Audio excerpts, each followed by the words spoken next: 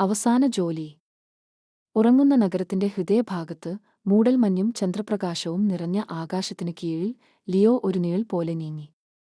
അവൻ ഒരു master കള്ളനായിരുന്നു, മന്ത്രിക്കലിൽ the ghost എന്നറിയപ്പെടുന്നു.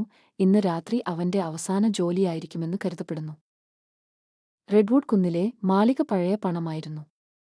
മാർബിൾ തൂണുകൾ, സ്റ്റെയിൻഡ് ഗ്ലാസ്, പ്രായോഗികമായി ശ്വസിക്കാൻ കഴിയുന്നത്ര സങ്കീർണമായ ഒരു സുരക്ഷാ സംവിധാനം. എന്നാൽ ലിയോ ബ്ലൂപ്രിന്റുകൾ പഠിച്ചു, ഗാർഡ് ഷെഡ്യൂളുകൾ മനപാഠമാക്കി, നിരീക്ഷണ ഗ്രിഡിലേക്ക് നുഴഞ്ഞുകയറി.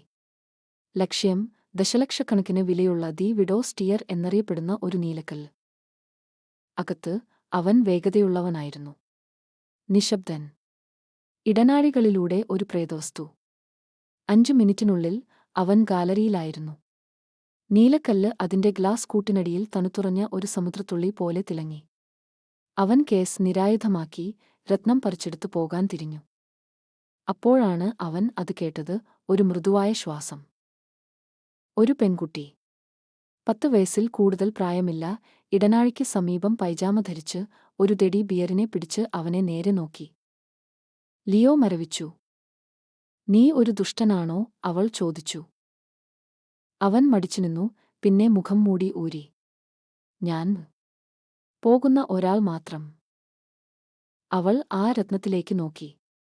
അത് എന്റെ മുത്തശ്ശിയുടേതാണ്. അത് അവളെ മുത്തച്ഛന്റെ അടുത്തേക്ക് അടുപ്പിക്കുന്നുവെന്ന് അവൾ പറയുന്നു. ലിയോയുടെ നെഞ്ചിൽ എന്തോ ഒന്ന് മുറുകി. വർഷങ്ങളായി ആദ്യമായി അവൻ ചെയ്തതിന്റെ ഭാരം യഥാർത്ഥമാണെന്ന് തോന്നി.